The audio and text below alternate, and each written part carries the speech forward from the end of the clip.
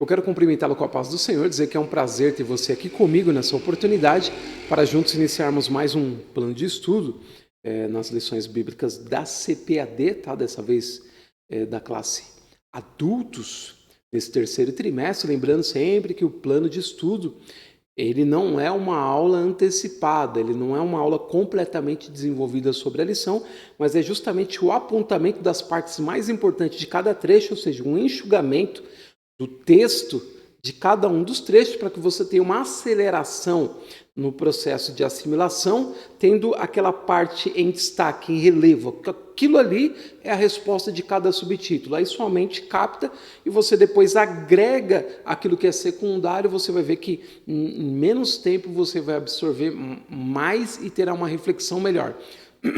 Dessa vez a gente vai estudar a lição de número 9, o reinado de Joás. Nessa revista que fala sobre o plano de Deus para Israel em meio à infidelidade da nação. A lição de número 9, o reinado de Joás, e aí depois dessa lição fica faltando 4 para terminar esse trimestre, tá bom? Os objetivos específicos para essa lição são: apontar o livramento de Joás das mãos de Atalia, 2, assinalar a restauração do templo, 3, caracterizar a idolatria de Joás e a decadência do seu reinado. Então é dentro dessa estrutura que está sendo apresentada aqui, apontada aqui nos objetivos específicos, que vai girar toda essa lição, e é nisso que você tem que prestar atenção, tá bom?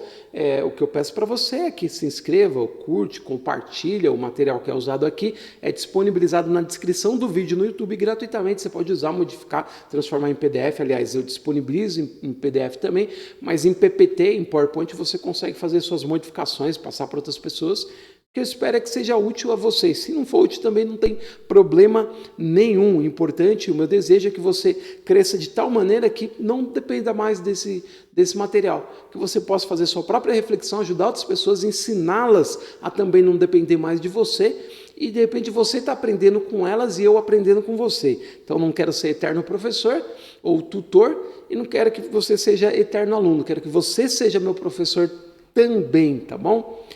E aí a gente tem como texto áureo: não te desampares a benignidade e a fidelidade, atas ao teu pescoço, escreve-as na tábua do teu coração, e acharás graça e bom entendimento aos olhos de Deus e dos homens, Provérbios 3, 3 e 4. E a verdade prática: para ter uma vida de constante comunhão com Deus, é necessário abandonar todo tipo de idolatria e confiar nele inteiramente. Então é em torno disso, juntado aos objetivos específicos, que você precisa focar a sua lição, tá bom? E aí a leitura bíblica em classe, em 2 Reis, no capítulo 11 e 12, tá bom? Você pausa aqui e lê esses versículos que estão apontados. A introdução diz o seguinte: com apenas 7 anos de idade, Joás começou a reinar. Como era muito jovem, ou na verdade criança, né, recebia orientações e conselhos do sacerdote Joiada. Durante os anos em que foi orientado, teve um brilhante reinado e fez o que era reto aos olhos do Senhor.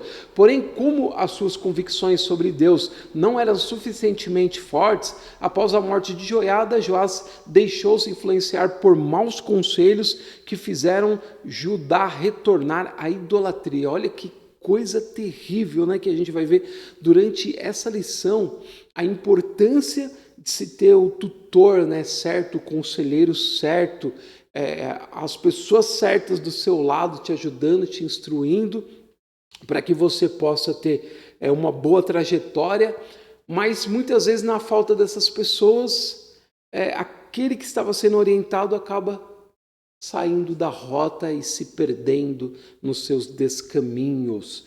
Os tópicos vão falar sobre o livramento de Joás, o 2, o reinado de Joás e a reparação do templo, e o 3, a conspiração contra Joás. Tá? Então, você pode fazer, tendo 3 subtópicos em cada um dos tópicos, você pode, no primeiro e no segundo, no terceiro é um pouquinho menor, mas eu achei mais importante como fechamento. Então você gasta, se for interessante para você, 20 minutos no primeiro, 20 no segundo e 25 minutos no terceiro. Ainda sobra um tempinho para você inserir alguma coisa da próxima lição e prender a atenção dos alunos para já ficar com desejo de estudá-la na semana seguinte com você, tá bom? Aí o primeiro tópico, o livramento de Joás, as tramas reais. A casa de Israel, a casa real de Judá havia se aparentado com a casa real de Israel através de Atalia, neta de Acabe e Jezabel. Atalia se casou com Jorão, filho de Josafá, rei de Judá. Quando Jorão foi assassinado por Jeú, Atalia usurpou o trono e começou a reinar em seu lugar. Então foi um ajuntamento dos reinos que haviam se separados, mas ajuntamento com as pessoas erradas, né? E aí aquilo que já estava torto se entortou mais ainda. A coragem do sacerdote Joiada, olha que extraordinário. Atalia herdara a perversidade de Acabe e Jezabel para se assentar no trono. Ela matou todos os membros da família real, incluindo seus próprios netos. Olha que coisa terrível. Apenas Joás, filho de Acasias, escapou. Ele tinha 1 ano de idade e foi escondido em uma sala por sua tia Jeozeba, esposa do sacerdote Joiada, e lá ficou durante 6 anos. Nesse período, Joiada preparou Joás para assumir o trono e lhe ensinou as leis mosaicas. Olha que atitude de fé impressionante desse sacerdote e sua esposa. A estratégia bem-sucedida. Quando Joás completou 7 anos, Joiada armou uma estratégia para empossar o legítimo rei. Combinou com os capitães da guarda, e no dia planejado por eles, destituíram Atalia do trono e proclamaram Joás como rei, segundo a Crônicas 23:11. Joiada naturalmente passou a ser o corregente com Joás, pois este não tinha condições de reinar por ainda ser criança. O sacerdote, como um homem temente a Deus, destruiu os sacerdotes de Baal e conclamou o povo para remover seu templo, despedaçar imagens e altares e refazer a aliança com Deus. Então você percebe, através dessa, aqui está colocado pelo próprio comentarista como uma estratégia de um sacerdote para conseguir colocar um menino que tinha por direito de se assentar no trono. E a gente percebe que Deus nos deu sabedoria e inteligência para a gente ser agente de transformação no mundo. É isso que está em Gênesis. Quando a Bíblia fala sobre sermos criados à imagem e semelhança de Deus, muita gente só quer ver aspecto moral e espiritual que ninguém consegue explicar. Mas quando a gente começa a movimentar a nossa vida, quando a gente começa a usar as habilidades que a gente tem, combiná-la com os valores e ética ensinados nas Escrituras, a gente passa a ser agente no mundo. E tem que agir com sabedoria. E algumas pessoas não acham que não quer ter estratégia. Falam, não, Deus vai fazer. Se Deus quiser, Deus vai fazer. Se Deus quiser, Deus vai abrir. Se for para mim estudar, vai aparecer aqui em casa aqui uma bolsa de estudo. Se Deus quiser, aquele trabalho com um excelente salário vai chegar. Se Deus quiser, eu vou construir um cômodo novo na minha casa. Se Deus quiser, eu vou fazer um piso, quem sabe, qualquer dia, trocar o piso da minha casa. E a gente fica esperando Deus fazer coisas que quem tem que iniciar somos nós. Não porque somos petulantes, mas porque Deus nos criou seres pensantes, capazes de agir no mundo. E Joiada fez isso. Ele viu uma situação onde ele poderia contribuir de alguma forma e ele passou a escrever a história. E eu vejo a história dele como mais importante do que a história de Joás. Porque ele agiu. Ele fez tudo o que ele podia fazer e beneficiou aquele menino. Reflita sobre isso. O 2, o reinado de Joás e a reparação do templo. A arrecadação para reparar o templo. Logo Joás incentivou o povo e os sacerdotes a arrecadarem ofertas para a manutenção do templo. O 2, a fidelidade dos tesoureiros. Um detalhe muito importante nessa arrecadação foi a fidelidade com que os sacerdotes e tesoureiros reais administravam o dinheiro. Numa época como hoje, esse exemplo dos funcionários de Joás é um importante modelo a ser seguido para desfrutarmos das bênçãos do Senhor. Aqui, gente, é uma coisa interessante, porque às vezes a gente faz diferenciação como se isso fosse uma virtude cristã, quando na verdade essa coisa da honestidade é uma coisa que todo homem tem que ter, crente ou não. Crente ou não, por quê? Mais uma vez, nós somos feitos à imagem de Deus, nós somos criados para o bem, sendo um homem, um homem religioso, um homem que serve a Deus, um homem que tem um relacionamento com Jesus ou não. Então não tem essa disso ser, ele é honesto na administração do dinheiro da igreja porque ele é um homem crente. Não, ele é honesto na administração do dinheiro da igreja porque ele é um homem que tem ética e moral e aperfeiçoa isso. Porque senão a gente vê lá fora pessoas que têm essa virtude também, às vezes melhores do que os que estão dentro. E aí, o que você vai fazer? Falar, então o que está lá fora também. Ele é um crente. E às vezes ele não é. Às vezes ele é ateu. Ele é ateu, mas ele é extremamente honesto. Ele é fiel à família. Então a gente tem que entender isso como um valor universal. Um valor universal deixado por Deus para todo homem. E que o homem exerce se quiser ou não. Então é uma reflexão importante. Precisa sair, né, do ambiente restrito da denominação. O ambiente eclesiástico. É honesto porque é crente. Não, é honesto porque é ser humano feito à imagem de Deus. Foi criado para ser honesto. Essa é uma reflexão importante para essa lição. E terceiro, fidelidade é um atributo que enobrece. Então, só para completar, não importa a quantia que está sendo administrada, Deus jamais se agradará de qualquer subtração de valores financeiros ou vantagens pessoais, seja de nós, seja de qualquer pessoa do mundo. Então, aqui não tem que fazer essa divisão, não é porque ele é crente, é porque ele foi mudado, é porque ele foi transformado. Não, tem pessoas no mundo que, sem ser crente, sem ser mudado, sem ser transformado, são pessoas honestas, são pessoas respeitadas, são pessoas de valores invejáveis e não são crentes. Eu não estou falando aqui de pecado, preste bem atenção. Não estou falando aqui, e aliás todos nós somos pecadores, só que nós somos pecadores convertidos, que reconhecemos a nossa vida como uma vida de pecado e nos colocamos pela fé na presença do Senhor, confiando no sacrifício de Cristo. Mas que todos somos pecadores igualmente que nem os do mundo, nós somos. E existem pessoas lá fora que são tão honestas quanto um crente deve ser. E aí a gente vai para o 3, diz o seguinte, o declínio do reinado. Quando o sacerdote Jeoiada morreu, o rei não conseguiu manter-se inteiramente fiel ao Senhor, passou a adorar ídolos e a confiar em suas próprias forças. 2, a conspiração e a morte no reino. A idolatria de Joás teve início após a morte do sacerdote Jeoiada.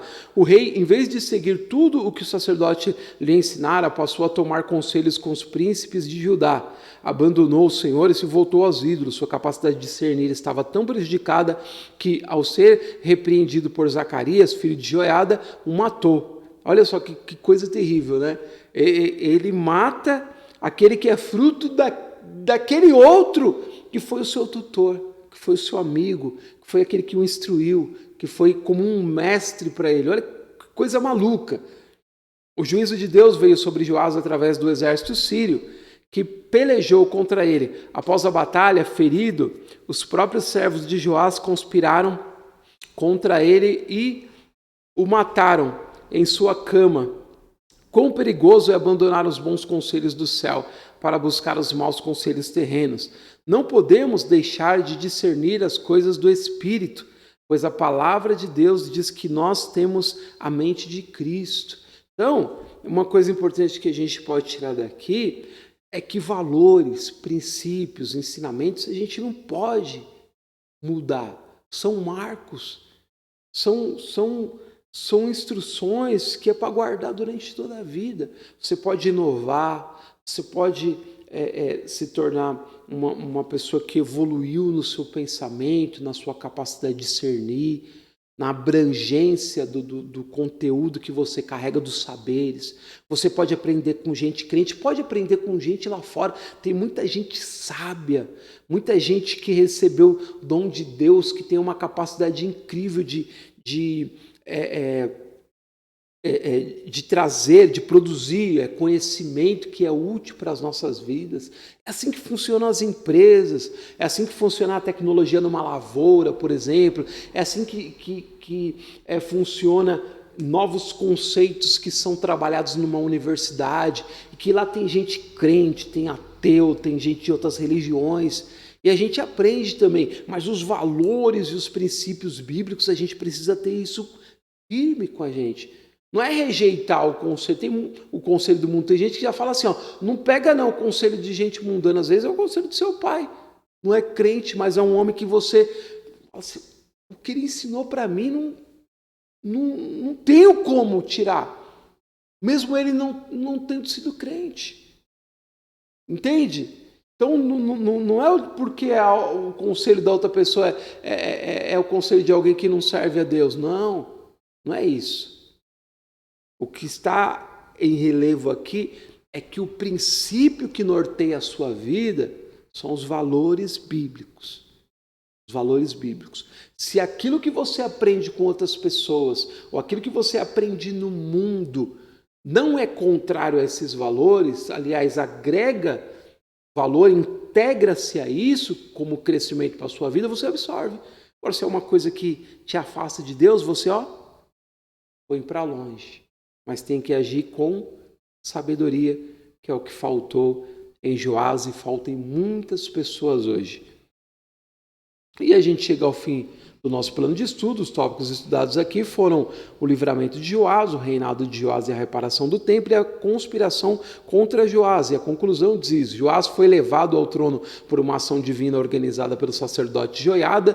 No início de seu reinado ele reparou o templo e mandou construir vários artefatos para o ofício sagrado. Porém, após a morte do sacerdote Joiada, começou a fazer o que era mal aos olhos do Senhor.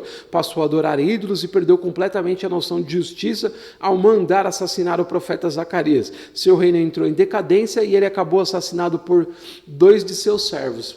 Aqui tem um resumo excelente para você fazer o fechamento dessa lição, para explicá-la melhor, você que é professor, por exemplo, e aí você pode, chegando ao fim dela, trazer essa situação para os seus alunos. É uma lição que cabe muitas discussões importantes, e aqui eu coloco a minha opinião sobre o assunto, não querendo influenciar diretamente a sua forma de pensar, mas apenas fazer a sua mente ficar aberta para aquilo que pode ser agregado, aquilo que pode ser retirado, mas nunca se fechar num pensamento que é engessado, porque senão você despreza aquilo que é mais importante em você, que, como eu disse anteriormente, que é a sua capacidade de ser livre através do seu pensamento. Deus te fez um ser pensante. Se você parar de pensar e apenas aceitar as coisas, não, isso aqui é isso aqui, não vou nem refletir. Você vai ficar bitolado e não vai conseguir agregar nada à sua vida. Mas se você tiver a mente, por exemplo, do sacerdote Joiada, você vai procurar estratégias para fazer coisas novas acontecerem. Ele podia chegar e falar assim, nossa, ela matou todo mundo, ele destruiu tudo, eu vou, fazer uma coisa, cumprir meu ministério aqui de boa, quietinho, e seja o que Deus quiser, os outros que se virem aí. Não, ele assumiu a responsabilidade, a partir da expertise que ele tinha, ele agiu e escreveu o nome dele na história. Eu admiro o sacerdote Joiada. Então eu espero de alguma forma ter auxiliado você nessa lição. Desejo a você uma excelente aula e, se Deus quiser, nós nos veremos novamente na semana que vem. Foi um prazer estar com você. Até lá.